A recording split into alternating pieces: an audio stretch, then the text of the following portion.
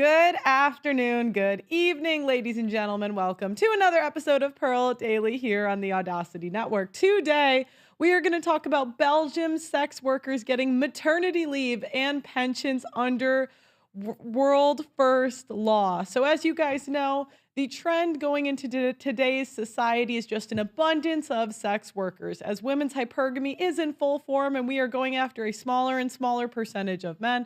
The opportunity for women to monetize their sexuality because there's an increasing number of sexless men. Let's read the article. I had to work while I was 9 months pregnant, says Sophie, a sex worker in Belgium. I was having sex with clients 1 week before giving birth.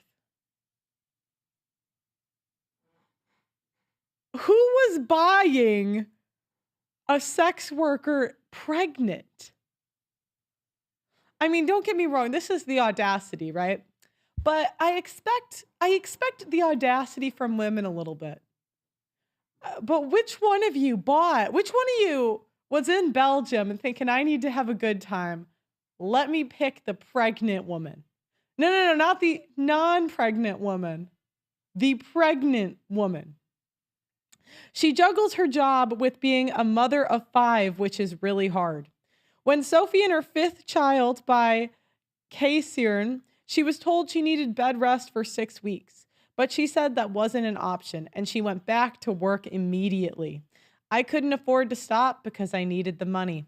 Her life would have been much easier had she had the right to maternity leave paid by her employer.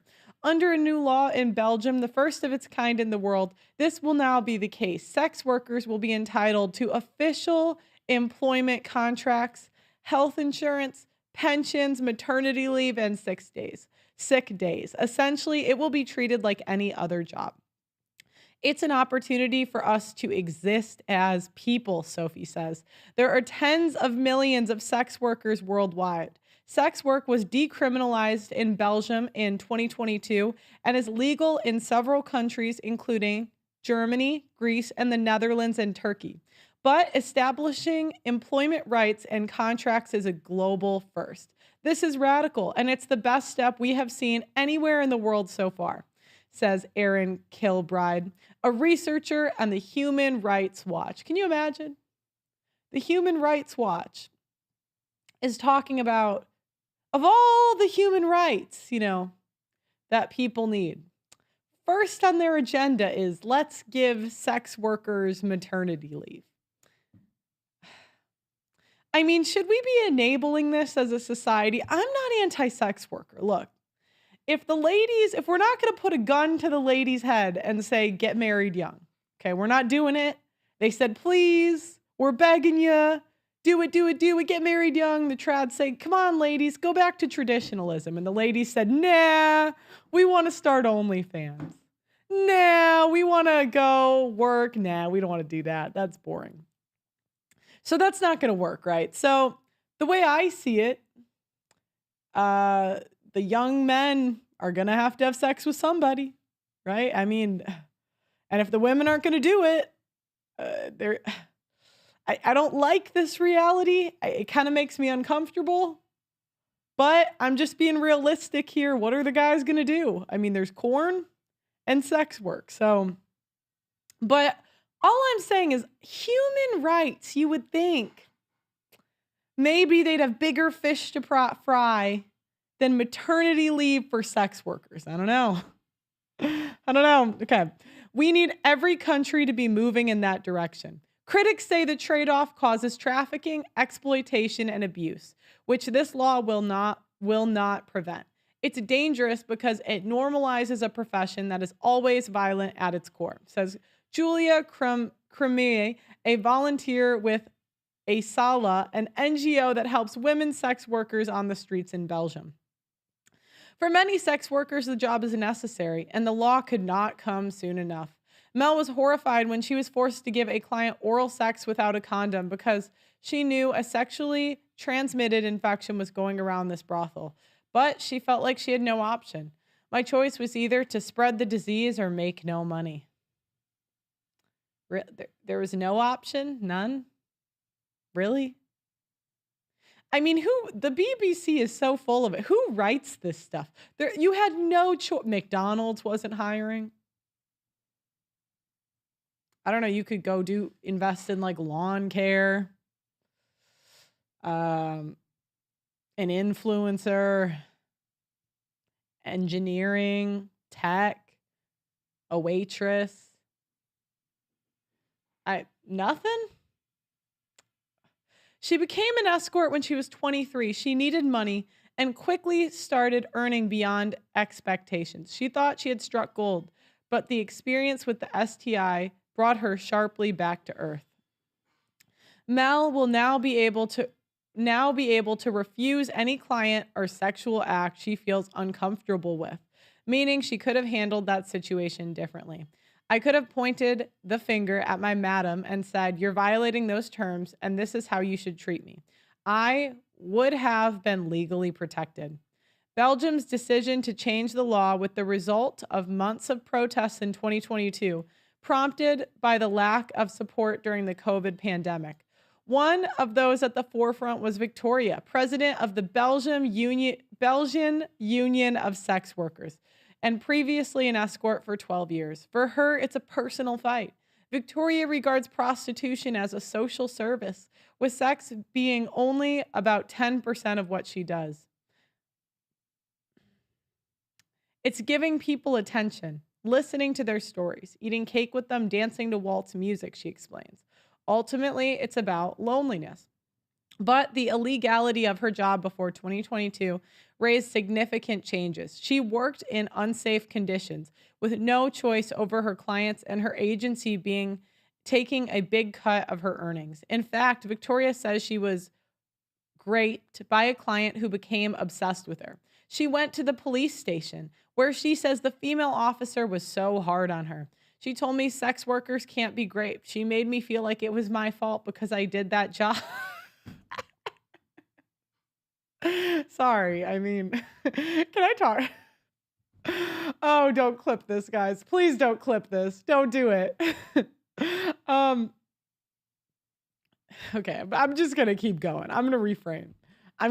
You're right. No responsibility for that situation at all. None. No, I mean, there's nothing you can do to prevent that situation at all. I mean, I think to myself, you hear a lot of crazy cases over the years.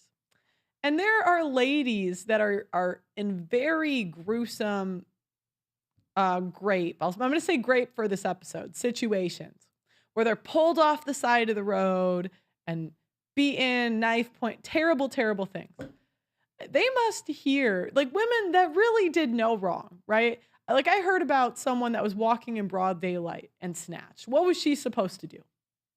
She wasn't doing anything irresponsible. But when you hear the ladies who are being completely irresponsible and something happens, I mean, there are steps we can take to prevent these sort of things, Maybe situations we don't want to be in.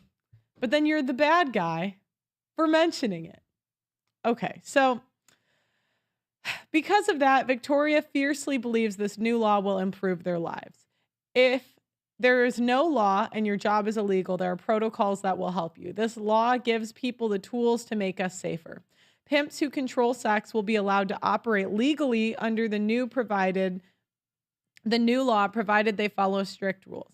Anyone who has been convicted of a serious crime will not be allowed to employ sex workers. I think many businesses will have to shut down because a lot of employers have a criminal record, says Chris Reekmans. He and his wife run a massage parlor on Love Street in the small town of Bevokut. The massages they offer clients include tantra and double pleasure. It is fully booked when we visit, not what we were expecting for a Monday morning. We are shown meticulously furnished rooms with massage beds, fresh towels and robes, hot tub, and swimming pools. Chris and his wife employ 15 sex workers and pride themselves on treating them with respect, protecting them, and paying them good salaries. I hope the bad employers will be shut down and the good people who do this profession honestly will stay. The more, the better.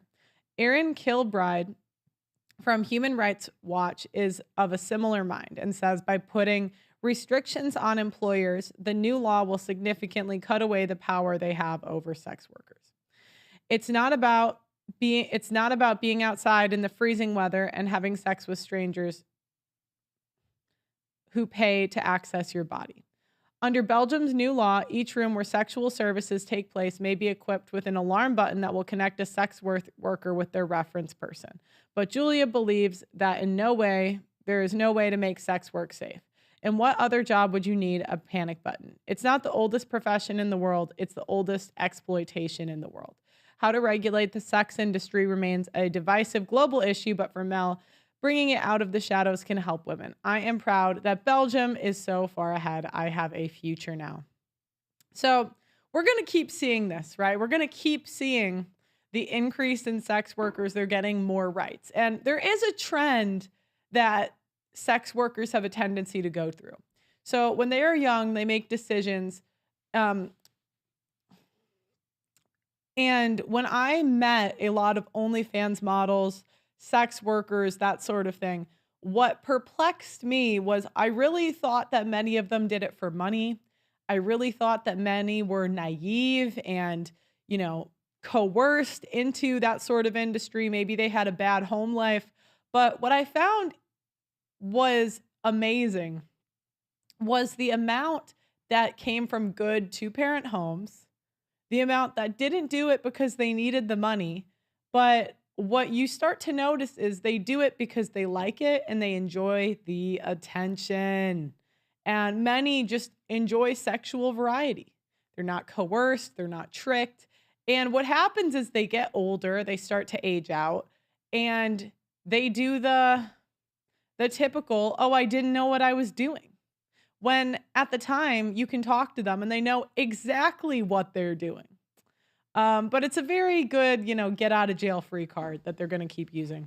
So the next story we're going to talk about is another trend that I have been talking about, which is the increase in older women having children and the increase in single women becoming mothers through IVF. So more single women and female couples are having IVF. The number of single women and female couples undergoing IVF or artificial insemination in the UK has risen over the past decade. The number of single women having treatment, including IVF, has increased from 1,400 in 2012 to 4,800 in 2022, while the number of female couples treated has doubled to 3,300 over the same period. Heterosexual couples still account for nearly 90% of all IVF treatments. A fertility charity said many female couples and single women still faced enormous financial hurdles to prove their infertility before being able to access NHS-funded IVF. Growing numbers of different family groups are seeking fertility treatment. So this is what we talk about, right? The sexes are going more apart. Anybody that tells you differently, every data point that we're looking at, that's what it's showing. It's showing men and women are going apart.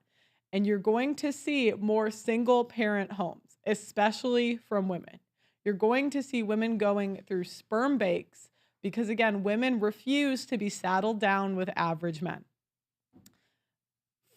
Growing numbers of family groups are seeking fertility treatments.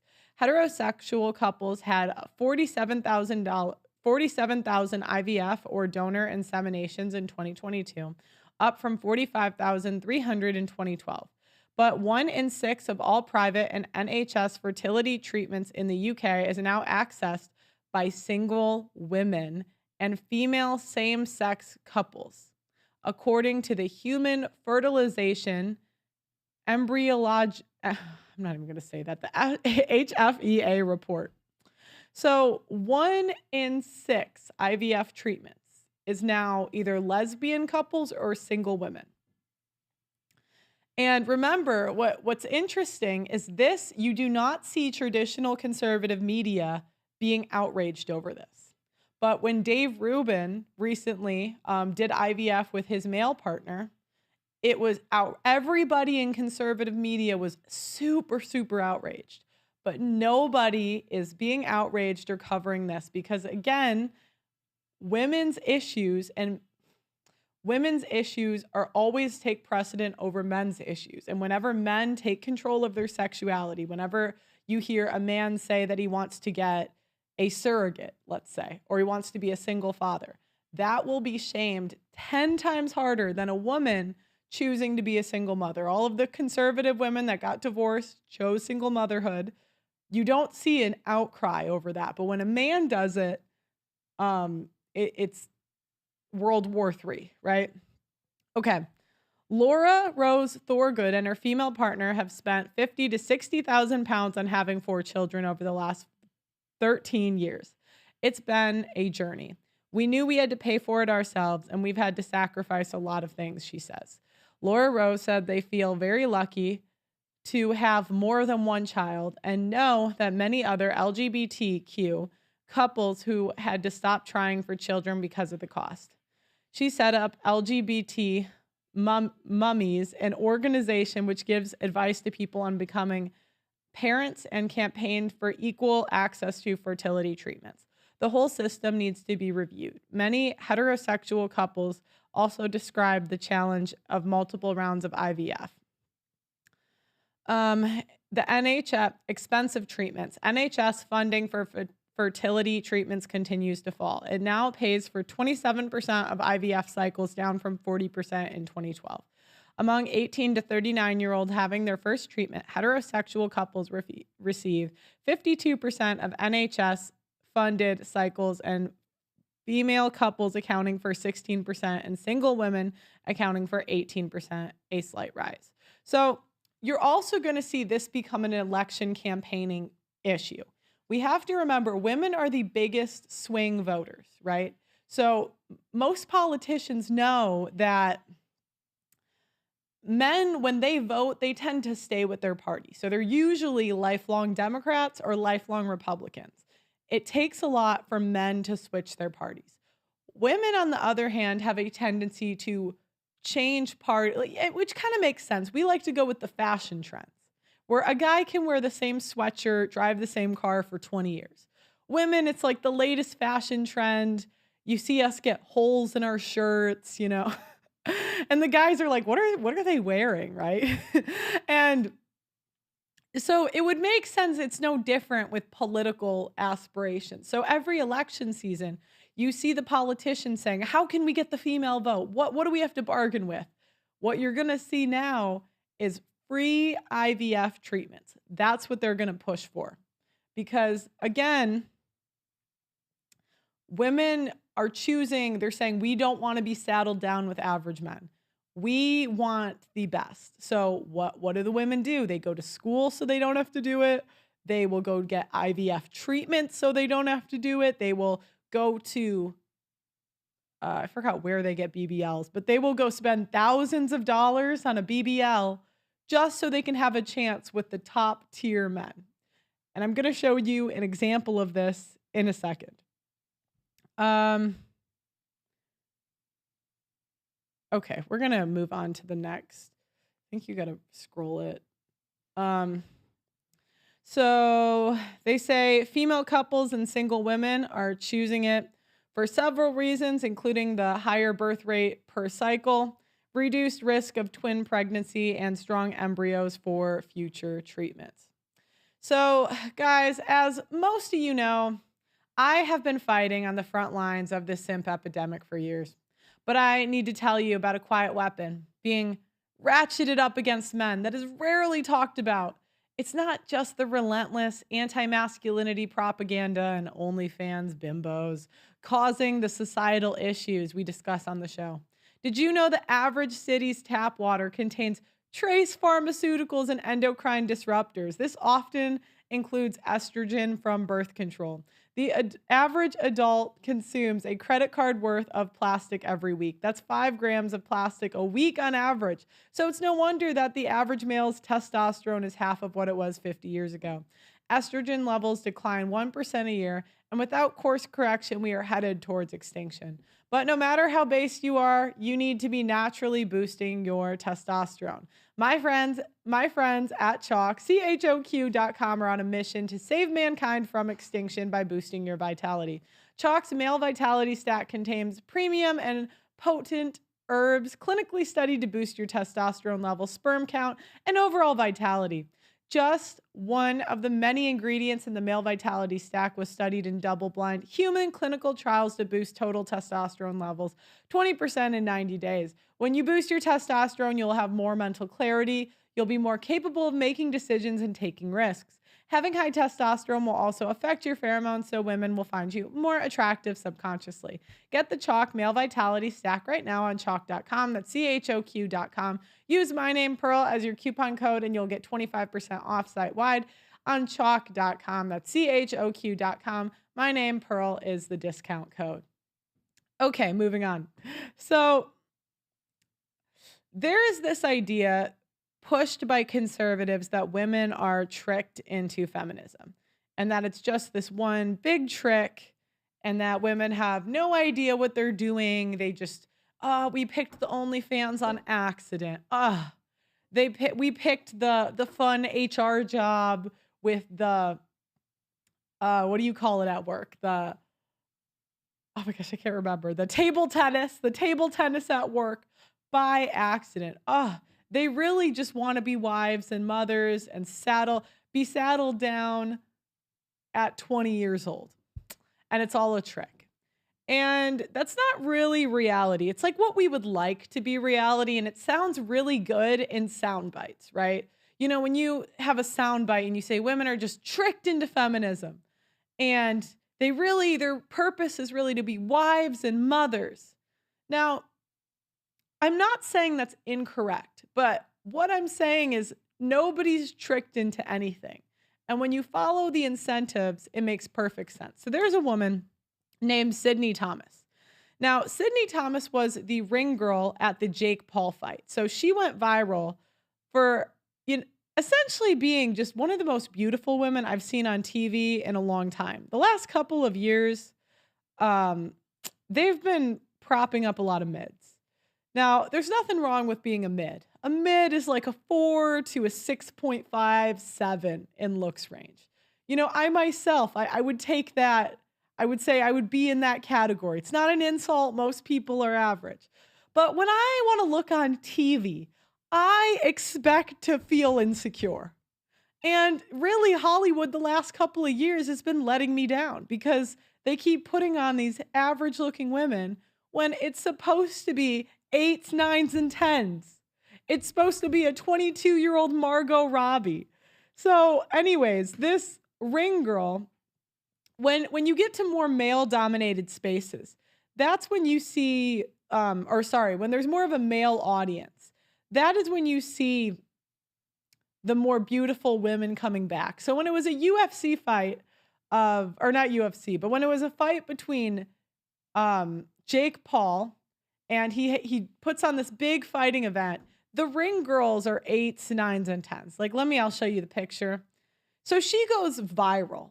Everyone just thinks this woman is stunning. And now she's got a social media following. She's an influencer. She's getting invited to all these big events. And she talks about, in this clip, how she dumped her boyfriend. And when you look at it from her perspective, it makes perfect sense. Let me play this. I literally broke up with my boyfriend. Had no problems with him at all. Like, he was great. This is before that you got Yes, everything this was going like on. right before summer. I just broke up with him because I was like, I just need more time with myself. I just need to discover who I am. I want to be alone. Very mature. I want to just focus on myself. And like, as hard as it was to lose him and like lose each other, I feel like it's all God's plan. It works out in the end. Look what happened. Yeah, look where we are now. Okay, so now, do you think if she was in a relationship, she could have been the ring girl at the Jake Paul and Mike Tyson fight? Do you think her boyfriend would have said, you know what? Sure. Go ahead, honey. I am super happy for you to be half naked in front of millions of people. So this woman is an 8 to 10, that range. And she knows that she's now, because she's like 20, 21. So now she's getting opportunities, right? She's at some, I think it was some southern small college. And because we're in the global sexual marketplace and the most beautiful women are given opportunities to interact with the highest level men in society, it's kind of a no brainer from this woman's perspective. She can go be worshiped, be rich, make millions of dollars off of her looks, be famous, have the opportunity to marry and date celebrities, athletes, really in her position, whoever she wants. It's not feminism tricking her to pick the opportunity over the boyfriend. It's not, it's really just that she's getting better opportunities elsewhere. And most women will not sacrifice it for an average guy.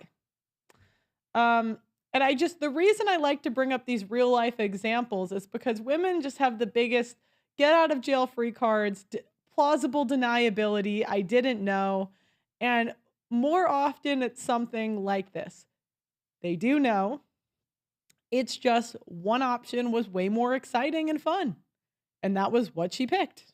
So, okay. Now, the next thing I want to talk about is Tiffany Fang. So Tiffany Fong is a creator on X. And she has been really open about the fact that she is making a ton of money off the X platform. So she made $16,000 between the October 25th to November 8th pay period, $11,000 between October 11th and October 25th. And what you see on X is very, very divided. Many people are very, I would say, upset or confused as to how she is making so much money. And I want to explain why people are upset. So Alex Finn wrote, upset that Tiffany Fong got a way higher X payout than you. I talked to an ex-employee this morning and they gave me the scoop. Your X payout amount comes to one singular metric. How many verified followers engage with you? That's it. In a few weeks, you'll get metrics about how many verified accounts follow you. That will be a massive for shutting the crybabies up. So when it comes down to this, want higher X payouts, get more verified followers to engage with you. How do you do that? Engage with them. Reply like a madman. The more you reply to verified accounts, the more those verified accounts will reply to you. The last thing you should be doing is complaining. Complaining increases your payout by $0 and it makes you look like a crybaby. If you're complaining about your payout, you simply do not have enough verified followers. Complain or take action, up to you. Now, one of the top comments from this is a guy named Mark, and he says, you need to post better content. And it's Tiffany Fong saying, which way is, it's a very low effort post. And if you go through her account in general, it's all very, very low effort, right? So the men are just kind of confused. Now, you have to understand as women, many men have been in environments where a woman at work is being promoted seemingly for no reason. She doesn't seem to be more competent. She doesn't seem to be better at the job. In fact, maybe they get help from the men around them. And what happens in those situations is oftentimes, because we all know that at work is the number one place where affairs happen, later it's coming out that that woman who's getting promotion for no reason is sleeping with the boss. Now, this isn't always, I'm not saying she is, but when it comes out that Elon Musk is replying to this random woman, producing what looks like to most people low quality content, and you get the richest man in America replying to her that owns the app, men sort of put two and two together, and the impression is going to be that he's giving her special treatment. Is he? Is he not? I'm not saying one way or the other. I don't know. But what I'm trying to explain is the way that many men are going to see this. You know, they've been in a situation where this has happened at work. One woman got promoted. Nobody can figure out why. Oh, she's sleeping with the boss. Because we all know it's very common for women to use their sexuality to get ahead. Okay, so now it comes out that, oh, the next one. She may be, it's alleged that they found a sugar baby site. So apparently the internet finds out that this woman is on a sugar baby site. Oh, wait, it's not this one. It's the other one. Now, I don't know. Where is it? Hold on. Now,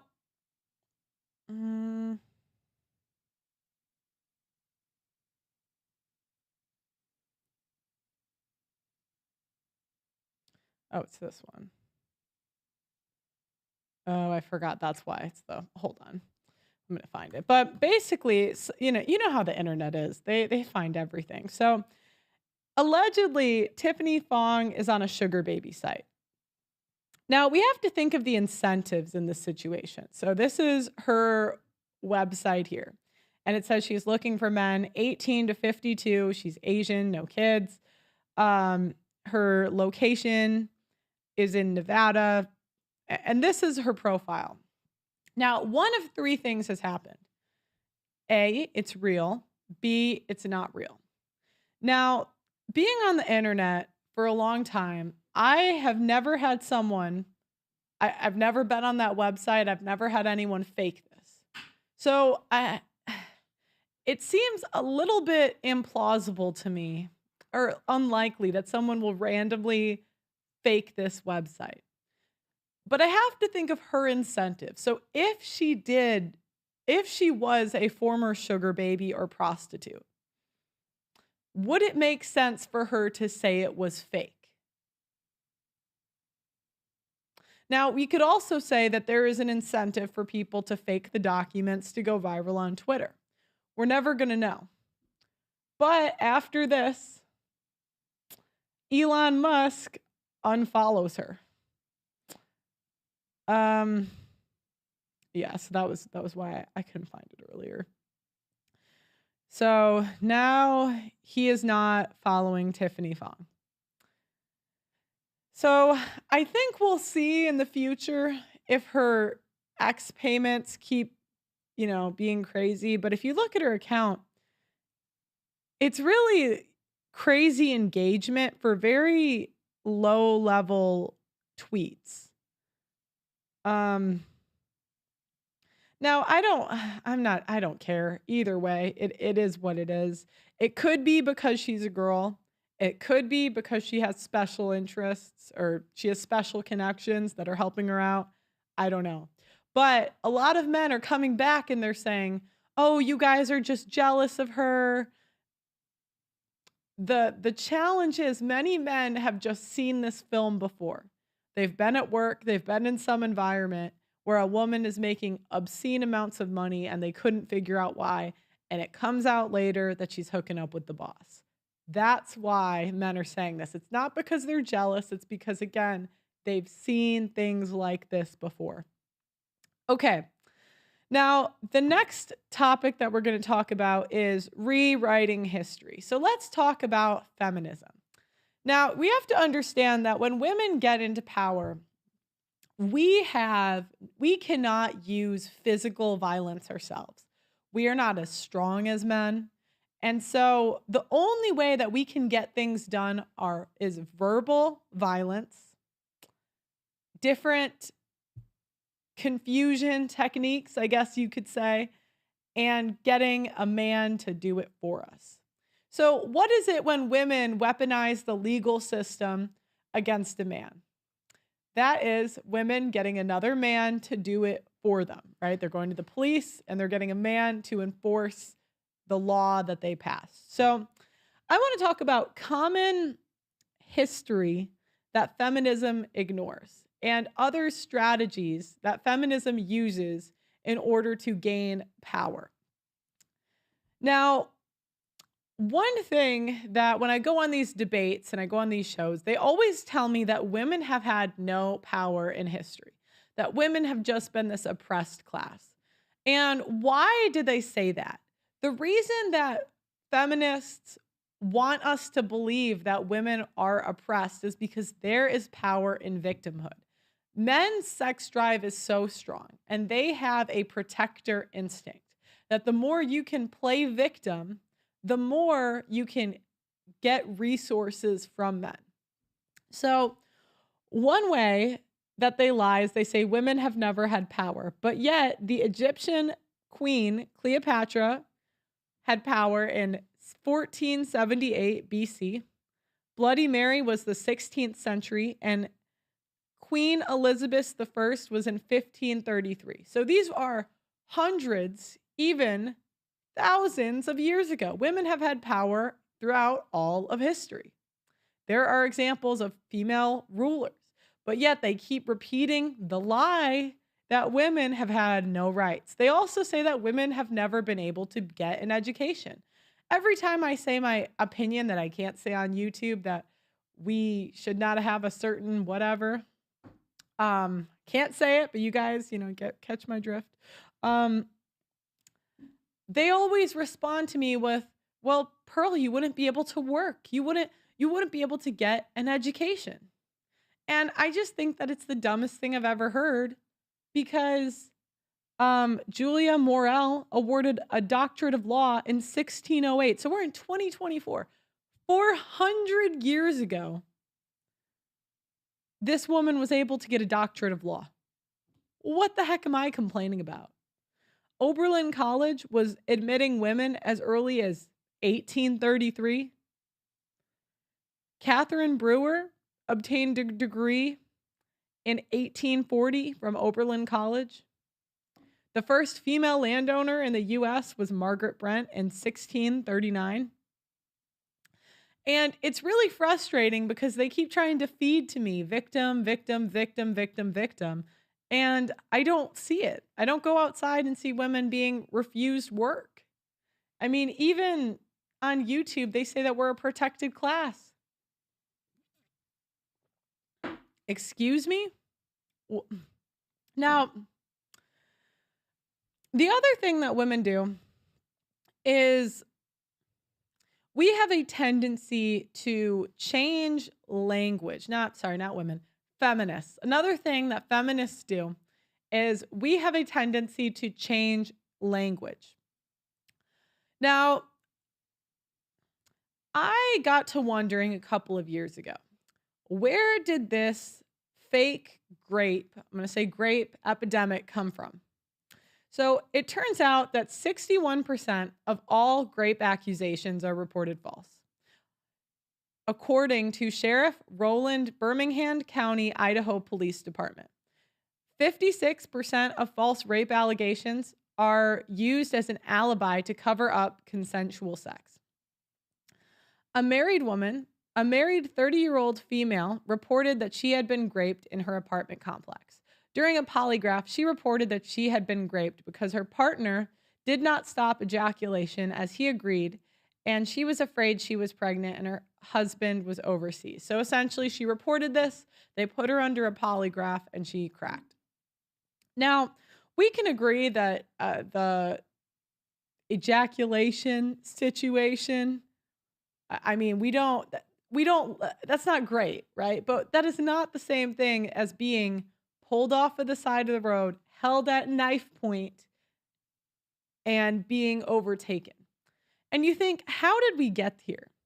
And what you'll notice is when feminists get into the legal system, what they have a tendency to do is change the definition of everything to be more broad. Because the broader you make it, the more men can be thrown in prison, fired, etc., because oftentimes these cases, it's up to the discretion of a judge. So the old definition of rape, was the carnal knowledge of a female forcibly and against her will. So essentially, forced sex.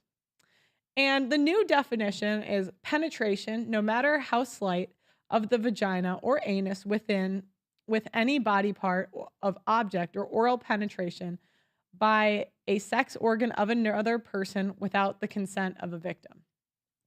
Now, what is the key word in there? And I want you guys to be able to hear this, because when you hear people telling stories, there's certain key words that you have to be able to pick up to understand what they're really saying. Sorry, guys. So the key word is consent. What is consent? And this is where things get a little bit gray. Now, oftentimes what you hear is, I said no, or no means no. But when you get the experience of men telling you stories or situations they've been in, oftentimes women will say that and then change their mind. So what happens if they initially said no and then changed their mind later? They can still say that they said no, okay? The other thing is they add in new words to include more behavior that they just don't like. Now, again, I'm not saying that these behaviors are moral or immoral, but let's not pretend it's the same thing as being held at knife point, pulled off the side of the road and having onto the side of the road and being forced to have sex against your will. We can agree those are completely different things, right? So coercion is defined as the use or threatened use of lawful force upon any person which induces him or her to do an act against his or her will. So the key word in this is threatened use. The use or threatened use of lawful force upon any person which induces him to do an act against his or her will. Now, when I hear this, I think, knife point, gun point, or I'm going to go get a gun. I'm going to shoot your face. That's what I think of. But when I hear it in practice, they're able to put in, oh, I thought he might get a gun, or I felt like he was going to hurt me. I don't think that's the same thing. Sexual assault is sexual contact or behavior that occurs without explicit, consent from the victim. Sexual battery, forced or attempted oral, anal, vaginal penetration by using a sexual organ or object, simulating a sexual organ, or the anal or vaginal penetration of another body part or foreign object. Both males and females can be victims of sexual battery. Then you get abuse. Now, abuse used to be physical abuse. He hit me, I didn't hit back. He hit me for no reason. Then they broadened the definition. So they included things like spiritual abuse. So if you force your woman, the trads will always say, pray every day, then she won't leave you. Well, if you force her to pray, that could be spiritual abuse. And it holds up in court. Family court, anyways. On top of that, they have emotional abuse. So the shift from defining domestic abuse solely as physical violence to include emotional, psychological, and economic abuse began in the 1990s, particularly with the passage of the Violence Against Women Act in 1994. While the Violence Against Women Act initially focused on physical violence, subsequent reauthorizations and interpretations broadened its scope. So remember, they changed the definition and they broaden it. That's how they do it. The term domestic violence was officially expanded in federal and policy context during the early 2000s when legal and advocacy efforts started incorporating non-physical forms of abuse. For instance, the 2000 reauthorization of the Violence Against Women Act, this included funding and legal recognition for programs addressing emotional abuse and broader dynamics of power control within abusive relationships. So who defines what emotional abuse is? Who defines it? Do the men get to define it, or do the women get to define it? By the early 2010s, agencies like the Office on the Violence Against Women and state laws began formally recognizing emotional, psychological, and financial abuse as key components of domestic violence. Broad public recognition, legal and cultural definitions were increasingly informed by frameworks like the Duluth model, which emphasized patterns of coercion and control. So this is what they do. They first change the definition of the words. Then they add in more words to criminalize behaviors they don't like. So if a guy talks to you in the wrong way, that's emotional abuse. If he makes you go to church, that's spiritual abuse. If he says, no, don't spend $10,000 on the credit card this month, that's financial abuse, especially if she's a stay-at-home wife. And they essentially, any behavior they don't like, they just criminalize. Now, I am not saying that some of this behavior that we're talking about isn't immoral, but I don't think every immoral situation needs to be criminalized, like cheating. If somebody cheats, it's wrong, but do they need to go to jail? I don't think so. Now, the emotional abuse definition is the intentional infliction of distress, anguish, or intimidation through non-physical acts. So if I'm distressed, okay, let's say the guy cheats on me and I'm distressed. Is that emotional abuse? You could say it's wrong. Or maybe he yelled at me in a way I don't like and I'm very, very distressed. Is that emotional abuse? And that's why you see the conservative commentators, you saw Candace Owens, accuse Steven Crowder of emotional abuse. That's why I say that when push comes to shove, they will act just as feminist as the liberals, because you have Candace Owens, a conservative commentator, accusing Steven Crowder of emotional abuse because he spoke to his wife in his house in a tone that she deemed as wrong. Never apologized, ever. And it's the same thing. What's her face? Blonde. What was her name? Lauren Southern, same thing. Her reputation was at a wall because she was a conservative commentator and divorced. And then what does she do? She releases a long video accusing everyone of SA and abuse. Like that's the tactic they go to. And really, feminists, they openly admit to this. Catherine McKinnon, a feminist, says, I call it rape whenever a woman has sex and feels violated. Now, again, it goes based on the woman's feelings. So if she feels like she was spiritually abused, she feels like she was emotionally abused. And you see the same thing in cases like Zach Bryan and Brianna Chickenfry. After the relationship, she felt like she was emotionally abused. So clearly she was, right? She also said all heterosexual intercourse is rape because women as a group are not strong enough to give meaningful consent. As men, and another male feminist says, as men, we have no right to tell women what rape is. We have no right to weigh in on the logistics of what constitutes rape. Our role is to shut up and stop raping people.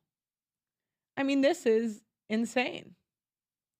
And I want to show you how feminists convince. Now, I don't know. So feminists either convince other women that they were assaulted and raped when they weren't, or they...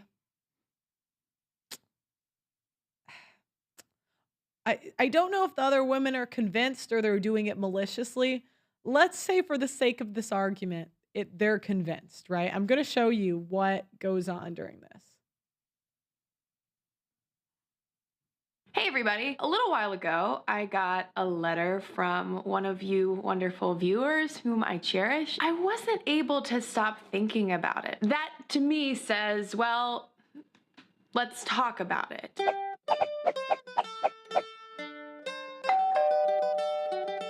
I'm not going to post any direct excerpts from that letter sent to me because I want to protect and respect that person's anonymity and privacy, and also respect and protect the trust given to me by virtue of them sharing it with me. In a nutshell, what happened to this person, and I have a feeling has happened to a lot of other persons, was a situation involving someone this person knew, mix in alcohol and drugs, sex consensual up until a point to which it is not anymore. And this person put up resistance, not in the form of directly saying no, but trying to communicate in other kinds of body language, and it continued. The next morning, this person woke up. So she's saying that the person did not say no, but tried to communicate with other types of body language. Now, again, is this the same thing as being taken by knife point? A very awkward encounter. With a hazy idea of what had happened, but a very clear feeling and gut instinct that something had gone wrong, that something had been violated. This person has carried this around for years. A lot of times, I think there is this question going on and on and on in the brain of, well, was it really rape? Can I call it sexual assault? Does that make my friend a rapist? We compartmentalize it as small as we can and we put it away, not only because of the implications of what that means for us, but also the implications of what that means for the other person. When it comes to that question of was it rape, I can tell you what the legal definitions of rape and sexual assault are. I can also tell you that those legal definitions will change in the United States depending on what state you're in. But to hopefully add a little more nuance to those definitions and stats and facts, I do want to offer things that don't disqualify, double negative alert, people or situations from being rape or sexual assault. When it comes to the question of was it rape, the answer may be yes, even if you know the person, even if you were both drunk and or otherwise intoxicated. Okay, even so, if So it says, I'm looking at the wrong one. You People with diminished, all right, so she's saying you might not be able to legally consent due to alcohol and drugs. So you're both drunk, one of them, one gender, can call grape, the other can't. were both drunk and or otherwise intoxicated. Even if you never said no, even if it started off. Okay, so now, even if you never said no, they can still, that still doesn't take it off the table. Sensual. Even if you felt personally guilty afterwards, even if you never contacted the police, even if you've never been able to bring yourself to call it rape or sexual assault because it just feels too ugly or too traumatic or too hurtful, even if something happened and you aren't entirely sure what it was, but you have that gut feeling that it was not right, that a violation occurred, trust that instinct. It doesn't matter if it happened 20 minutes ago or 20 years ago. Okay, so if you have this feeling, if you feel like it happened, it's real. If you feel like you were raped, you totally were. And so what happens is these type of videos are pushed out at institutions, at work, and all, even sometimes at police departments. They've brought in the definition. It's tougher in criminal court, but they push these videos, and oftentimes the judge, trial, and jury is in their special court. So what happens is there's family court, there is courts that are just at school. I believe there's military courts. And those don't have the preponderance of evidence that they have in criminal court. So criminal court, it needs to be above 90%. Balance of probabilities is above 50%. So it needs to be 51% likely that it happened instead it didn't happen. And then what you can do is they can revoke the opportunity from the men. They can kick them out of their job, put them on military leave, like whatever it is. It depends on the court, right? But that's how they do it, is they brought in the definition, and now she's including more things. She's saying, well, even if you didn't say no, it could still be grape. When 20 years ago, that word was simply forced sex. Now it's sex without consent, that if you drank too much, now you didn't give consent. If you might have even said no and then changed your mind, or said yes and then changed your mind. You didn't even have to say no, and maybe if you feel violated after, it was grape.